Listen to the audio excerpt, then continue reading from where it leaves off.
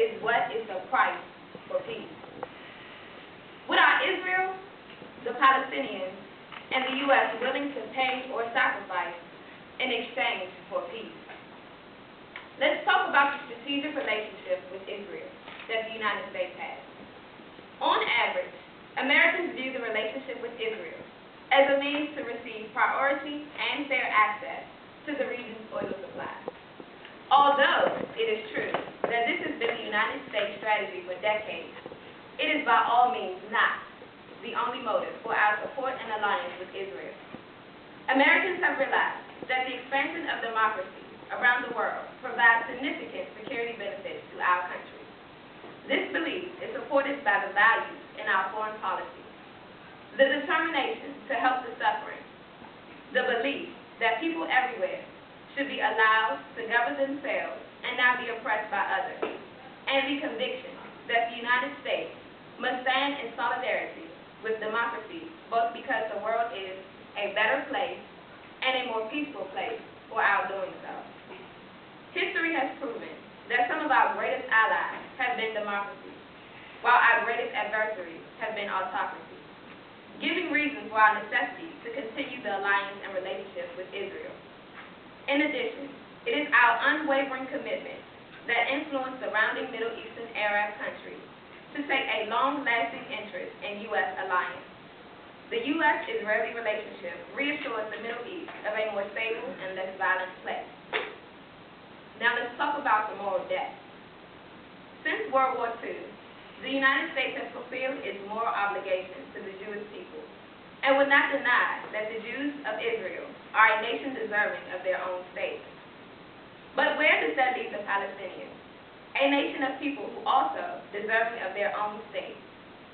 Israel's creation and American support is rooted deeply in the guilt felt about the Nazi Holocaust that nearly exterminated European Jewry when America, a Christian West, did nothing more than turn a blind eye.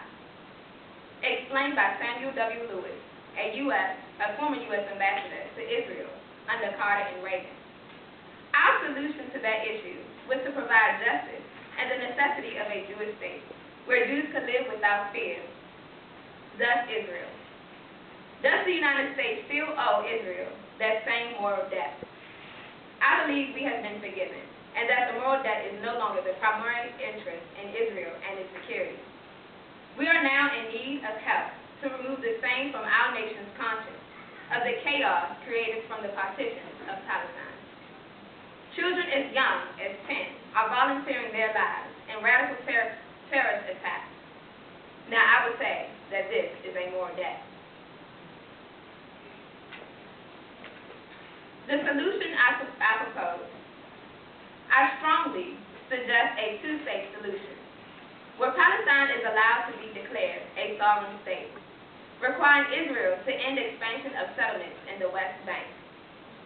Now, the United States strongly believes in the principle of self-determination, where America stands for groups of people, nations, who believe that they have to have their own state. It is idealistic to believe in a multinational and multi-ethnic country, but in this case, a two-state solution will be best. Accordingly, Israel will withdraw completely from the Gaza Strip, as well as recognize Hamas as the politically elected leaders of Gaza, effectively removing them from their list of terrorist organizations. There should be a demand that in exchange, Palestine cease the firing of rockets into Israel. However, Israel will be allowed to police the importation of weapons into Palestine. This police power should include a timetable that will gradually recede. As a consequence of continuation of the peace between the two countries, attacks from radical groups will not lead to retaliation, but shall be punished solely by the government of the culpable offenders without exception. We should give preferable representation of Palestinians in Israel in their democratic government. An affirmative action is another valid suggestion to reduce the unfair and radical treatment toward Palestinians. Finally, but more importantly, the two countries shall make official apologies for the atrocities that has been committed since the conflict's inception. So again, I ask you, what is the price for peace?